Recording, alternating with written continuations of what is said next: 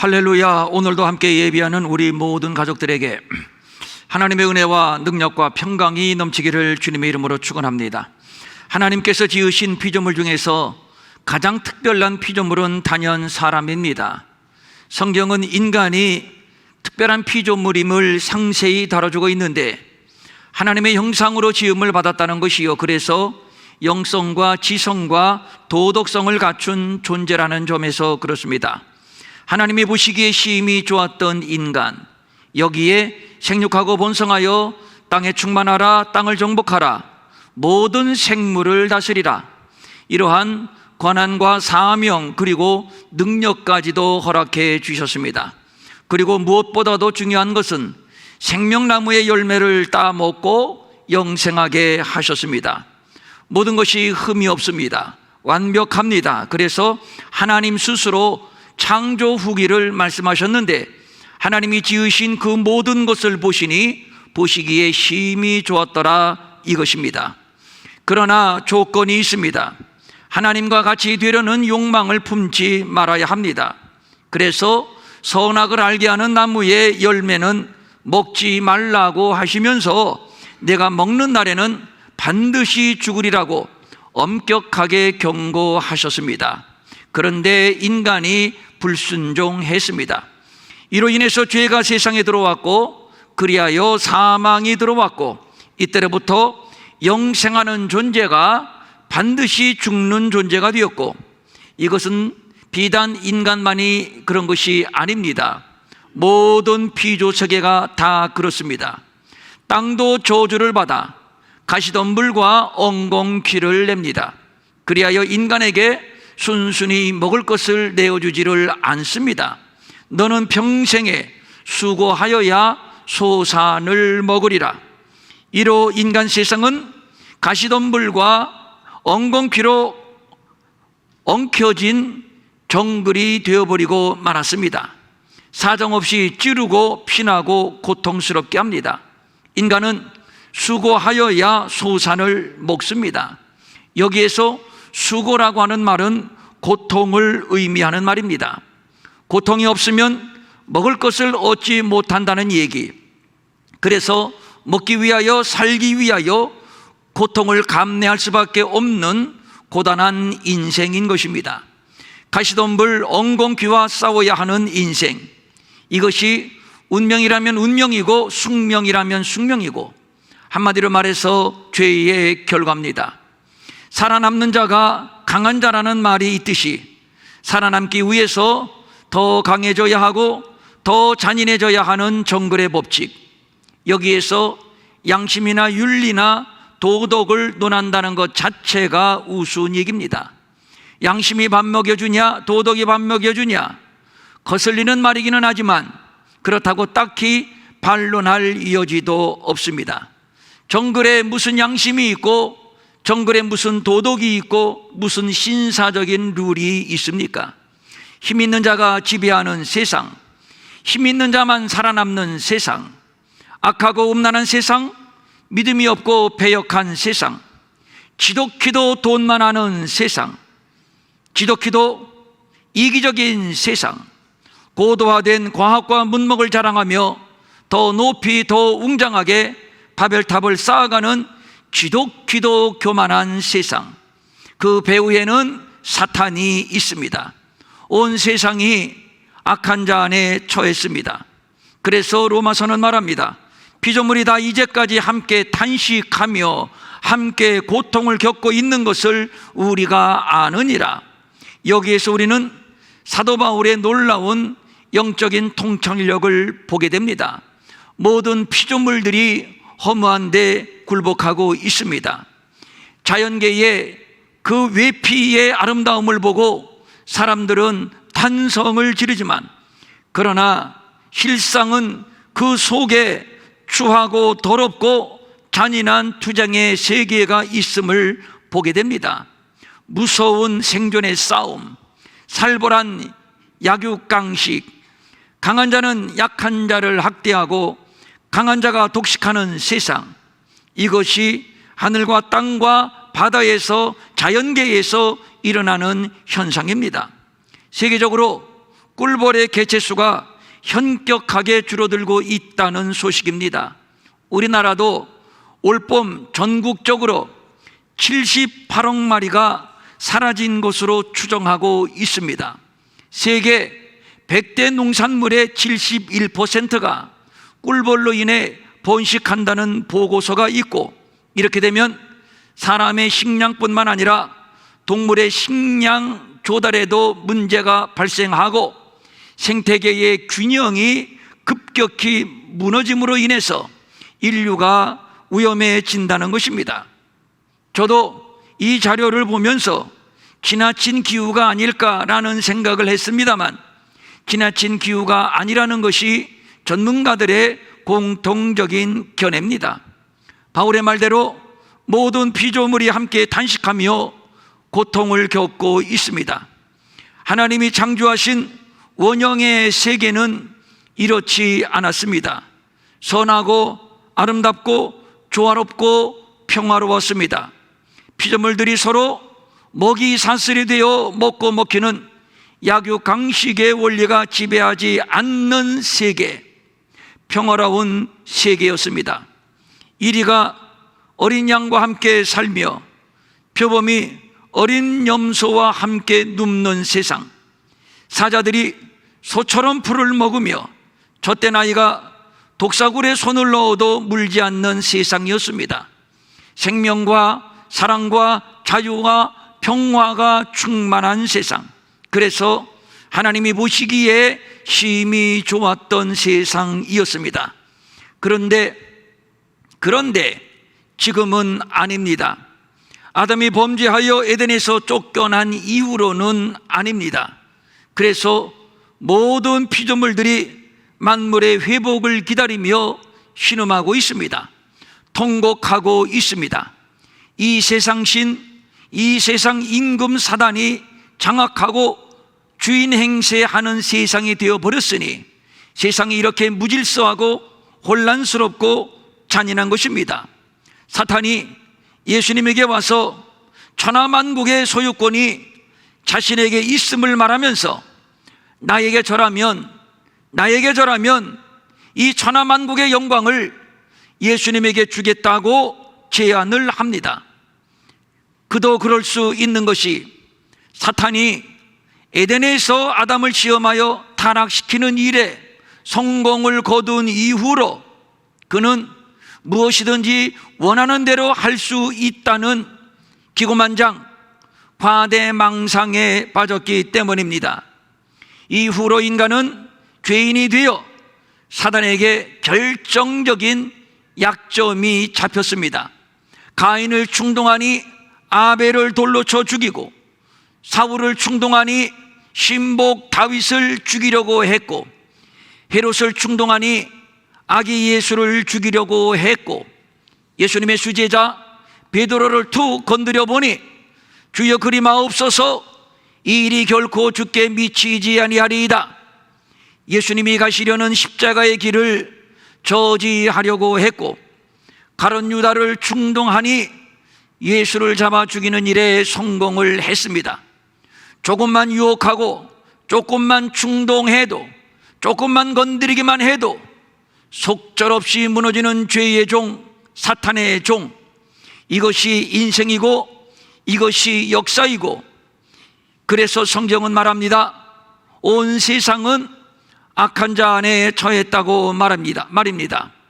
사단에게 완전히 장악당하고 이 세상은 사탄의 무대가 되어버리고 말았습니다. 그래서 모든 피조물들이 탄식합니다. 그래서 인류는 해됨도 없고 상함도 없는 새날 새 세상 하나님의 거룩한 산 시온을 바라보게 됩니다. 갈망하게 됩니다. 이를 베드로 사도는 이렇게 말을 했습니다. 우리는 그의 약속대로 의의가 있는 곳인 새하늘과 새 땅을 바라보도다. 그렇습니다. 그래서 인류는 새하늘과 새 땅을 바라보는 것입니다. 여기에서 바라본다라고 하는 말은 소망 중에 기다린다는 의미를 가지고 있습니다. 지금 피조물은 어서 이 칠흑 같은 역사가 그치고 새 역사, 새 날, 새 하늘과 새 땅이 도래하기를 탄식하며 갈망하고 있습니다. 지금 이대로의 세상이 언제까지 지속된다면 하나님은 거룩한 분도 의로운 분도 아니며 당신이 창조한 세상을 아예 포기해버린 무책임한 하나님이 될 것이며 사탄과의 패권 싸움에서 밀려난 실패자, 패배자 하나님이 될 것입니다. 정말 하나님이 그런 하나님인가요? 아닙니다. 아브라함의 자손들이 애굽에서 430년 동안 종살이하고 있을 때 저들은 고된 노동으로 인하여 탄식하며 부르짖었습니다.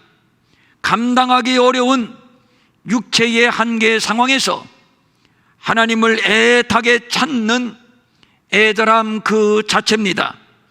아브라함의 하나님, 이삭의 하나님, 야곱의 하나님, 우리 조상의 하나님은 어디 계시나이까?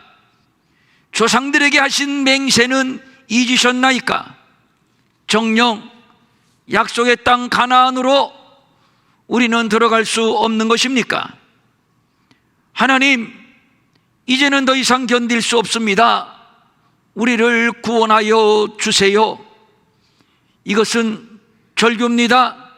이것은 탄식입니다. 그런데 하나님이 그들의 고통 소리를 들으시고 하나님이 아브라함과 이삭과 야곱에게 세운 그의 언약을 기억하사 하나님이 이스라엘 자손을 돌보셨고 하나님이 그들을 기억하셨더라. 하나님이 잊을 리가 있나요? 잊을 리가 있나요? 잊지 않으셨습니다. 하나님은 저들을 기억하시고 돌보셨습니다. 때가 되니 하나님이 모세를 부릅니다. 그리고 말씀합니다. 내가 애굽에 있는 내 백성의 고통을 분명히 보고 그들의 부르짖음을 듣고 그 근심을 알고 내가 내려가서 그들을 건져내고 그들을 그 땅에서 인도하여 아름답고 광대한 땅, 젖과 꿀이 흐르는 땅에 데려가려 하노라. 이스라엘의 역사는 단순한 한 나라의 역사가 아닌 인류 역사의 축소판입니다. 이스라엘의 역사를 통해서 인류 역사를 보게 됩니다. 그래서 이스라엘을 역사의 시계, 역사적 계시라고 하는 것입니다. 때가 되면 하나님께서 만물을 새롭게 하실 것입니다. 여기에서 새롭게 한다라고 하는 말은 대충 보수하고 대충 수리하는 정도를 말하는 것이 아니라 존재하는 모든 것을 전적으로 새롭게 바꾼다는 뜻입니다. 처음 하늘과 처음 땅이 없어졌고 바다도 다시 있지 않더라. 이 말은 지금의 하늘과 땅과 바다의 기존 세계의 대붕괴를 말하는 것이요, 동시에 전혀 새로운 세상의 도래를 말하는 것입니다. 이를 이사야 선지자는 이렇게 말합니다.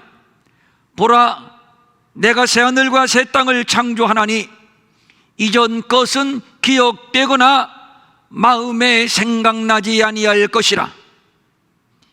이 말은 지금의 세상과는 완전히 단절된 전혀 다른 세상을 말하는 것인데, 눈물, 사망, 곡하는 것과 아픈 것이 다시 있지 아니하는 완전한 회복을 말하는 것이요, 이를 요한계시록은 새 예루살렘이라고 말하고 있습니다. 하나님은 언제까지 침묵하지 않으실 겁니다. 하나님은 당신의 백성들, 그리고 피조물의 단식과 부르짖음을 보고 계십니다. 듣고 계십니다. 알고 계십니다. 이제 때가 되면 내려오실 것이며 때가 되면 건져내실 것입니다.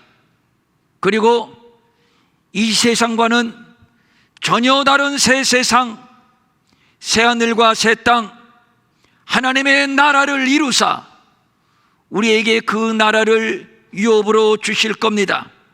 역사는 바로 이 지점을 향해서 질주하고 있습니다. 그때가 바로 우리의 구원이 완성되는 날이요, 피조물의 여망이 이루어지는 날이며, 하나님이 창조하신 오염된 이 세상의 상처가 치료받고 눈물이 거두어지는 위로의 날입니다. 본문은 말합니다. 이제 우리의 구원이 처음 믿을 때보다 가까웠음이니라.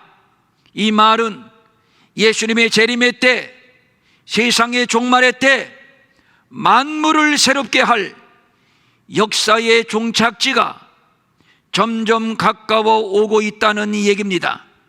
본문은 이미 가까이 왔다고 완료형을 사용함으로써 우리가 살고 있는 현 시점이 다가올 미래가 아니라 지금이 바로 이미 종말의 때임을 말해주고 있습니다. 우리들은 종말하면 선입견적으로 두려움과 공포를 가지고 있습니다. 왜냐하면 종말은 곧 심판과 연결이 되고, 그래서 우리는 심판을 먼저 연상하기 때문입니다. 실제로 성경은 그런 뉘앙스로 많이 언급하고 있습니다. 그날은 하늘과 땅이 불에 타서 부러지고 모든 원소가 뜨거운 불에 녹아지는 심판의 날이요, 원수 마귀를 결박하여 영원한 불못에 집어넣는 심판의 날이요, 하나님을 모르는 자들과 우리 주 예수의 복종하지 않는 자들에게 형벌을 내리시리니 이런 자들은 영원한 멸망의 형벌을 받으리로다. 심판, 멸망, 형벌이라는 용어가 종말과 함께 사용되고 있기 때문에 종말하면 선입견적으로 우리에게 두려움과 공포가 밀려오는 것이죠. 그런데 오늘의 본문은 좀 다릅니다. 소망적인 종말을 말하고 있습니다. 이제 우리의 구원이 처음 믿을 때보다 가까웠습니다. 구원을 말하고 있습니다. 종말의 암울함, 종말의 두려움을 말하는 것이 아니라 구원을 말하고 있습니다. 그런데 어떤 구원인가요? 우리 곧 성령의 처음 익은 열매를 받은 우리까지도 속으로 단식하여 양자될 것 곧 우리 몸의 속량을 기다리느니라. 구원은 구원인데 우리 몸의 속량을 말하고 있습니다.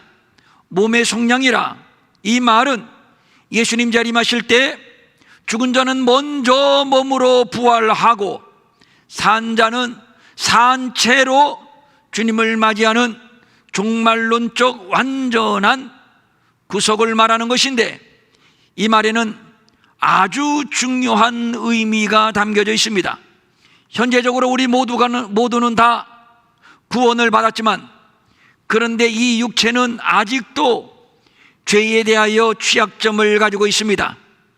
그래서 바울은 육체의 소욕과 날마다 치열한 전쟁을 벌이고 있다고 고백을 했던 것인데, 이 싸움을 간과해서는 안 되는 이유는 내가 내 몸을 복종하게 함은 내가 남에게 전파한 후에 자신이 도리어 버림을 당할까 두려워함이로다. 아무리 많은 일을 하고 아무리 많은 업적을 남기고 무슨 대단한 유명세를 가졌어도 이 싸움에서 실패한다면 결국 버림을 당하게 된다는 것입니다. 바울은 이것을 알았기에 내 몸을 쳐서 복종시킨다, 나는 날마다 죽는다고 고백을 했던 것이지요. 그러니까 예수님 재림하실 때 몸의 구속은 죽은 자들이 썩지 아니할 것으로 다시 살아나고 썩을 것이 또 썩지 아니할 것을 입고 이 죽을 것이 죽지 아니할 것을 입는 완전하고 궁극적인 구원, 그러니까 죄의 취약성으로부터의 완전한 해방을 말하는 것입니다. 오늘 본문은 그때가 왔음을, 지금이 바로 그 종말의 때임을 말하고 있습니다. 지금이라고 하는 시간은 예수님의 재림과 우리의 구원의 실현을 바로 앞둔 그 종말의 때인 것입니다. 그러므로 지금은 자다가 깰 때입니다. 전도서 기자는 범사에 기한이 있고 천하만사가 다 때가 있다고 말하고 있는 바, 바울은 지금은 잘 때가 아니라 깰 때임을 말하고 있습니다. 왜냐하면 우리의 구원이 처음 믿을 때보다 가까웠기 때문입니다. 지금이 종말, 그래서 지금이 자다가 깰 때인 것입니다. 만물이 탄식하고 있으며 성령의 처음 익은 열매인 성도들도 예수님의 재림과 함께 몸의 속량을 기다리고 있습니다. 밤이 깊으면 낮이 가까운 법, 이제 칠흑 같은 역사의 밤이 지나고 예수님께서 동틀 새벽 미명에 부활하셨듯이 역사의 어두움이 걷히는 재림의 날, 새벽의 새날, 새 세상, 새 하늘과 새 땅, 하나님의 나라의 임하심, 바로 그 날이 가까웠습니다. 그러므로 지금은 잘 때가 아니고 깰 때입니다. 삼손이라고 하는 인물, 그는 이스라엘의 나실인이요 사사로서 당나귀 턱뼈 하나를 가지고 블레셋 사람 10명을 죽인 힘센 장사였습니다. 그런 그가 이방 여인 들릴라의 꿰매에 빠져 그의 무릎을 베고 자다가 머리털 7가닥을 잘리고 비참한 최후를 맞이했습니다. 머리털이 잘리는 줄도 모르고 깊은 잠에 빠졌던 삼손, 알고 보면 이 잠은 육신의 잠이 아니었습니다. 그는 처음에 여호와의 영이 강하게 임한 자였습니다. 그리하여 맨손으로 사자를 찢기도 하고 또 맨손으로 염소를 찢기도 했었는데, 그런데 그만 이방 여인에게 마음을 빼앗겨 잠을 자다가 머리털이 잘리고, 그리고 그의 인생은 실패의 인생이 되어버리고 말았으니 문제는 삼손이 잠을 잤다는 것입니다. 육체의 잠을 말하는 것이 아니라 영적인 잠을 말하는 것입니다. 베드로도 마찬가지입니다. 지금은 자다가 깰 때요, 기도할 때요, 그리하여 예수님의 십자가를 준비할 때인데 피곤하다는 핑계로 깊은 잠에 빠졌고, 이로 인해 나 예수 몰라 치사하게 부인하고 도망가는 실패자가 되었으니, 베드로는 단지 육체의 잠을 자다가 실패한 것이 아니라 영적인 잠을 자다가 실패한 것입니다. 밤에 자는 것, 잘 때 자는 것이야 누가 뭐라 하겠습니까? 그러나 지금은 밤이 아니고 낮이 가까운 때요, 예수님의 재림이 가까운 때요, 우리의 구원이 처음 믿을 때보다 가까운 때입니다.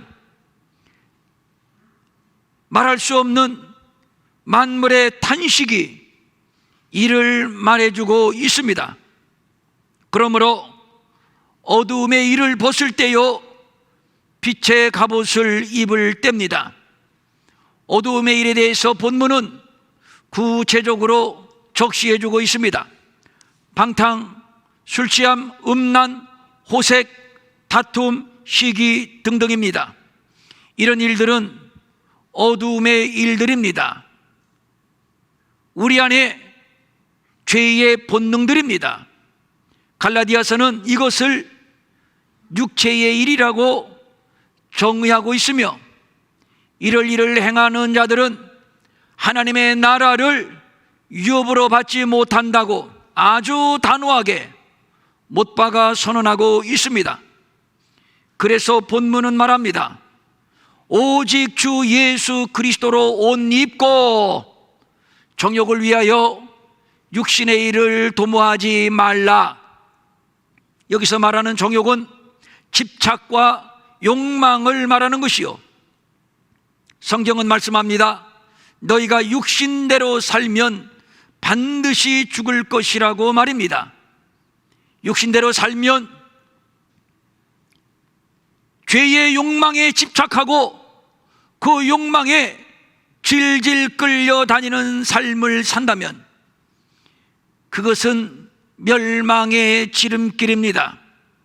그래서 본문은 명쾌하게 말세를 찾는 성도들의 삶의 강령을 밝혀주고 있습니다. 어둠의 일을 벗어라, 빛의 갑옷을 입어라. 그러면 빛의 갑옷이 무엇일까요? 오직 주 예수 그리스도로 옷 입고 오직 주 예수 그리스도 밖에 없다는 것입니다. 옷은 수치를 가립니다. 성도가 입는 옷은 예수 그리스도입니다. 예수 그리스도로 옷 입고 이 예수 그리스도로 우리의 수치를 가리지 않는다면 여지없이 우리의 수치는 드러나게 되어 있습니다. 즉 죄가 드러난다는 얘기지요.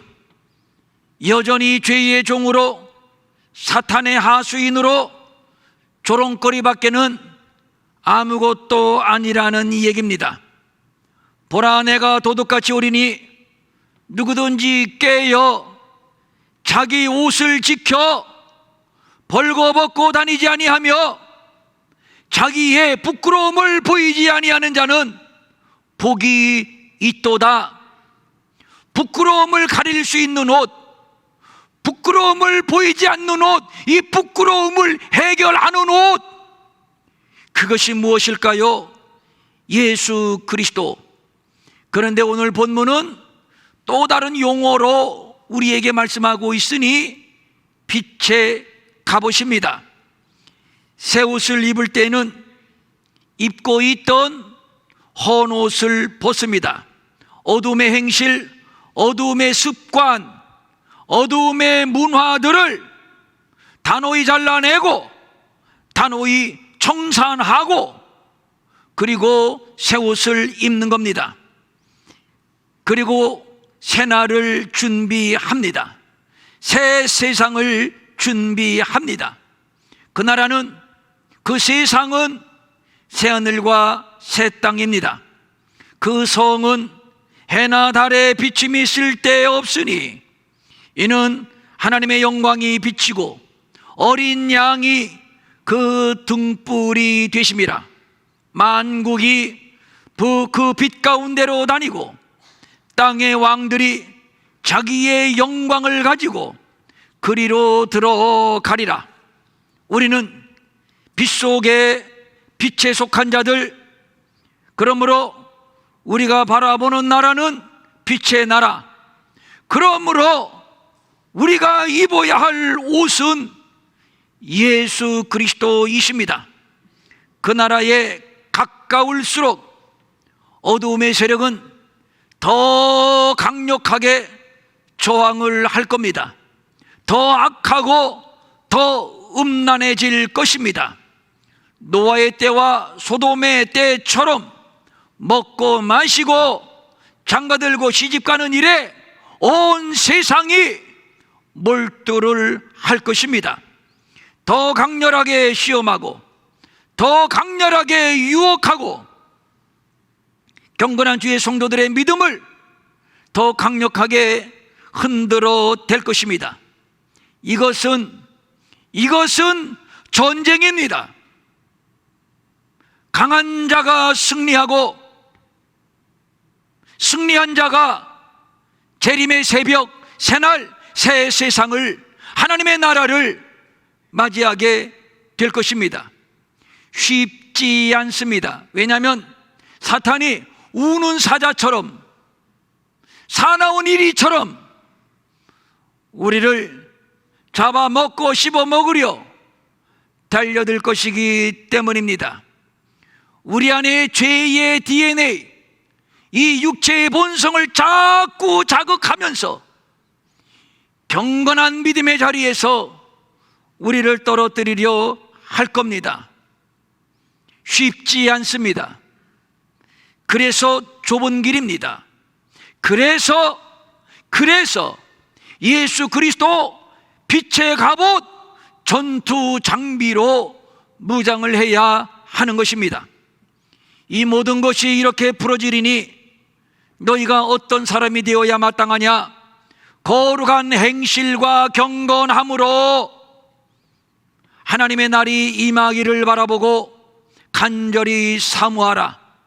우리는 그의 약속대로 의의가 있는 곳인 새하늘과 새 땅을 바라보도다.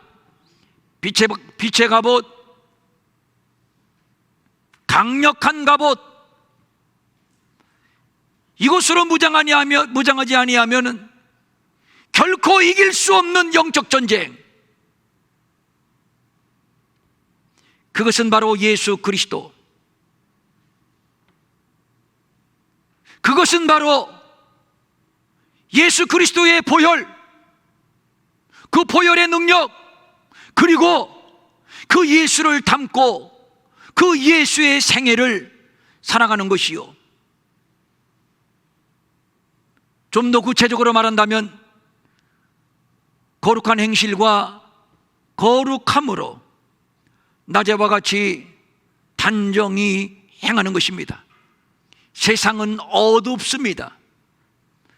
더 어둠의 쉬면으로 역사는 빨려 들어갈 것입니다. 그리고 강력하게 저항을 하고 발악을 할 것입니다. 세상 모든 사람들이 먹고 마시고 시집가고 장가가는 일에 취해서 제각 예수님의 재림, 그리고 임하실 하나님의 나라를 생각지 않는 그 살벌한, 그 처절한 영적 전쟁,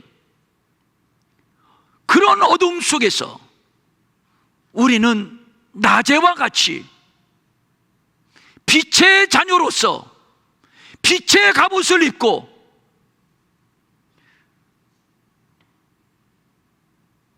거룩함으로 살아가야 하는 것, 쉬울까요? 쉬울까요? 쉬운 일이 아니죠. 결코 쉬운 일이 아니죠. 그래서 좁은 길입니다. 이 좁은 길, 그래서 많은 사람들이 가지 않는 길, 소수의 경건한 믿음의 사람만 뚜벅뚜벅 걸어가는 길. 그런데 말이지요, 이 길은 생명의 길입니다. 우리 예수님 이제 곧 다시 오셔서 우리를 맞아주시고 우리를 안아주시고, 내가 너를 위하여 새 날을 준비했다, 새 세상을 준비했다, 그것은 새 하늘과 새 땅이다, 하나님의 나라다, 자 나와 함께 그리로 가자. 이 날을 소망하면서 이 좁고 협잡한 믿음의 길에서 거룩과 경건함으로 승리하는 우리 모든 일회의 가족들 될 수 있기를 주님의 이름으로 축원합니다. 축원합니다. 아멘. 일어나셔서 두 손을 모으고, 세상이 어둡습니다. 깜깜합니다. 그런데 가만히 보니 휘황찬란한 조명이 비춰지고 우리의 죄성을 자극하는 음악이 들려지고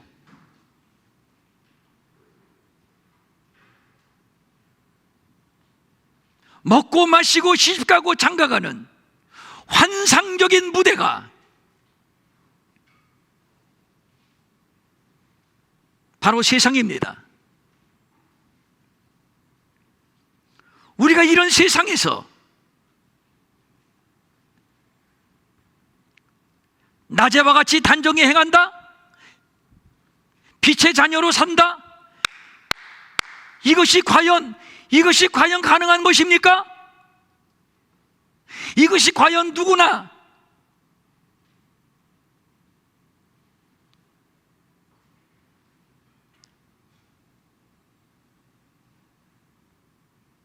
취미 생활하는 것처럼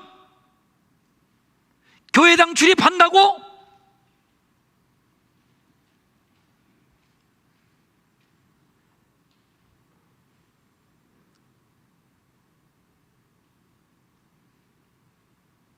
싸워 이길 수 있는 것이겠습니까?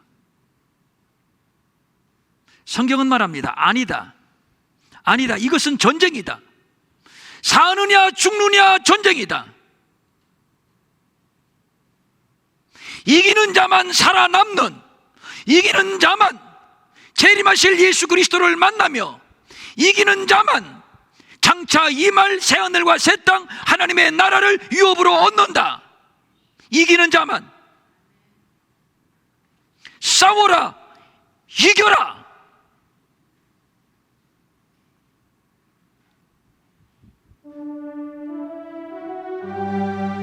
어떻게 해? 어떻게 싸웁니까? 무엇을 가지고 싸웁니까? 원수의 불화살이 날아오는데 우는 사자처럼 이빨을 드러내고 우리에게 달려드는데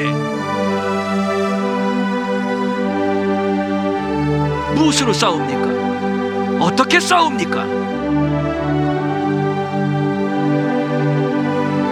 그러나 빛 앞에 어두움은 물러가게 되어 있습니다.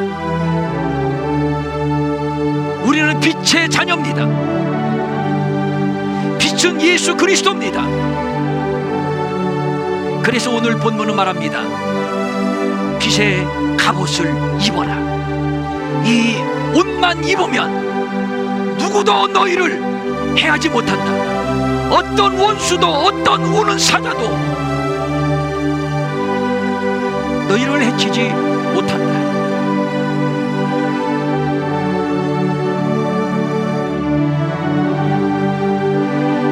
자, 이 시간 내가 너희에게 입혀주는 빛의 갑옷을 입어라.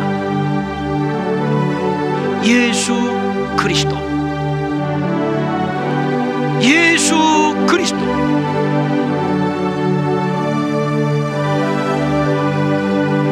십자가, 그가 걸리신 보혈, 그분이 주신 말씀,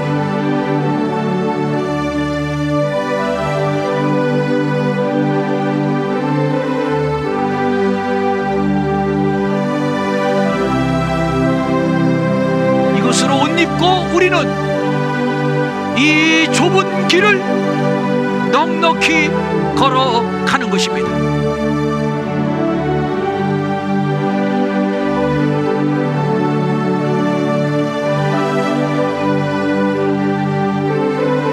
다 같이 하늘의 영광, 하늘의 영광, 나의 맘속에 차고도 넘쳐 할렐루야를 힘차게 불러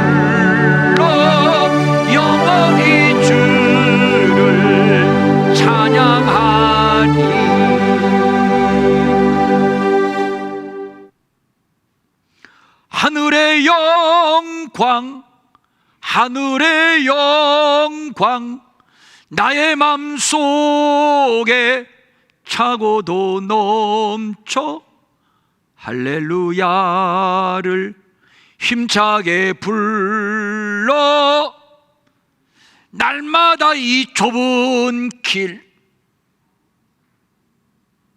날마다 이 싸움에서 승리하리.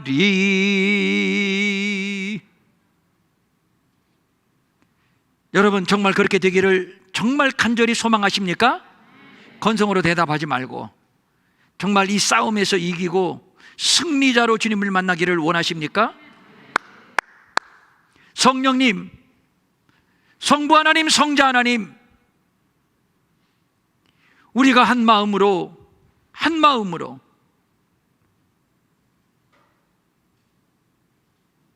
아멘 했습니다.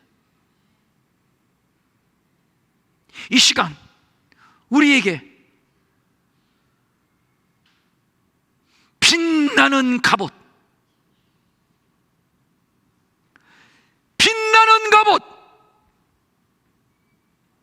예수 그리스도로 옷을 입혀 주소서. 어떤 원수도, 어떤 어두움의 세력도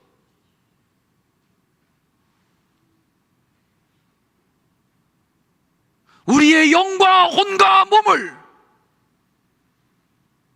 해치지 못하도록 강력한 빛의 갑옷,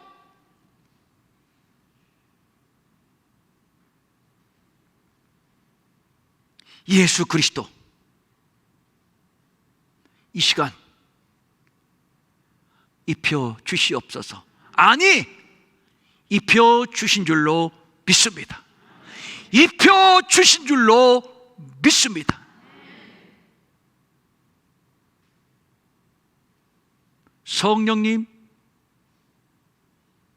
이 시간 각 사람에게 임하소서.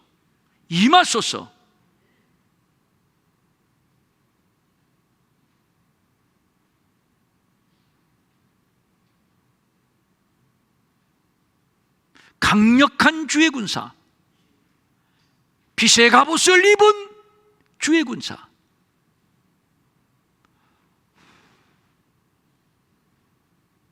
그리하여 우리가 있는 그곳이, 우리가 가는 그곳이, 우리가 만나는 그곳이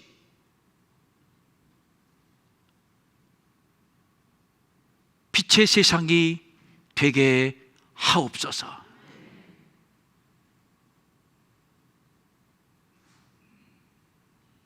간절한 소망을 가지고 각종 예물 주님께 올립니다. 주일헌금, 주정헌금, 11조, 감사헌금, 선교헌금, 건축헌금, 장학헌금, 구제헌금까지, 그리고 이 모양 저 모양으로 기도의 소원, 감사의 제목을 적어서 올려드리는 모든 제물들, 직접 현장에 나와서 드리는 예물, 또 인터넷으로 드리는 예물, 하나님이 받으신 줄로 믿사옵나이다. 생각 없이 교회당 뜰만 밟는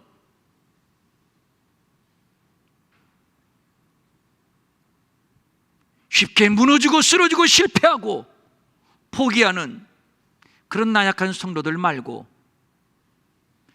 빛의 갑옷으로 장착하고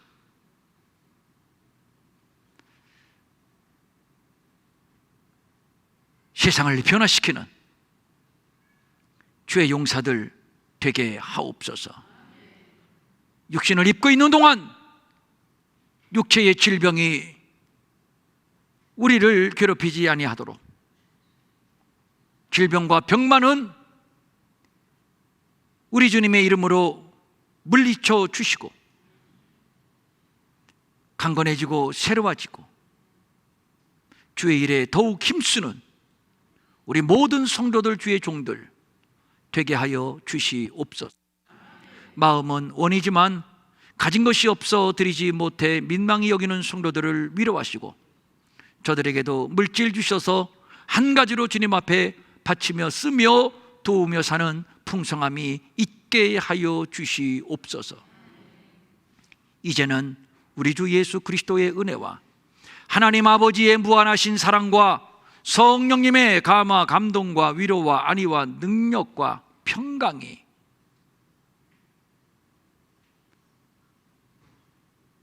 빛의 갑옷을 입고 승리자로 주님의 재림을 기다리는 평촌일회교회의 모든 성도들 머리 위에 영원히 함께하옵시기를 간절히 축원하옵나이다. 아멘.